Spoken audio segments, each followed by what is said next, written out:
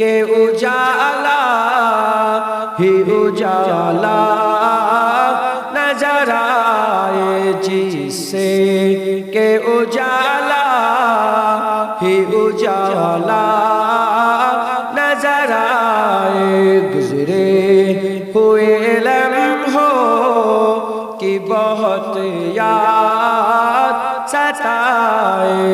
अल्लाहुम्मा আর কসম আমাকে কেউ বলেও না, আমি দেখিও, আমি বললাম।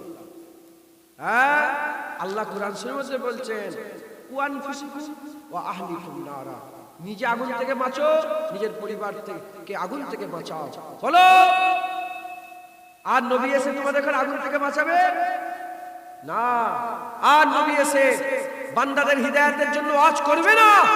বান্দা যারাই হিদায়াত হবে, জান্নাতের বাগান থেকে হিদায়াত হবে। ওই বাচ্চাটার বাপ খুশ নসিব, ওই যে গুড়াই বসে আছে, আমি দেখেছি, আমি তো ওই একটা বাচ্চা বসে আছে, ওর বাপ খুশ নসিব। তোমাদের বাচ্চাগুলো কই? ও তুমি তো আল্লাহর জান্নাত চাও, তোমার ছেলেকে জাহান্নামে পাঠাতে চাও। আর ভুল না হয়, যখনই ওয়াজের মাজলিসে আসবেন, বাচ্চাদের হাত ধরে ধরে আপনারা নিয়ে আসবেন। মসজিদে নামাজ পড়তে যাবেন, বাচ্চাদের হাত ধরে নিয়ে যাবেন। কবরস্থানে জিয়ারত করতে যাবেন, বাপের কবর, বেটাটাকে নিয়ে যাবেন, চ তোর দাদুর কবরটা জিয়ারত করবি।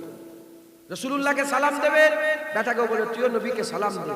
নবীর উপরে দরুদ পড়বেন, বেটাকে বলবে তুইও দরুদ পড়। কুরআন শরীফ পড়তে বসবেন, বেটাকেও একটা কিতাব দিবেন, বলে তুইও পড়, আলিফ বে পড়।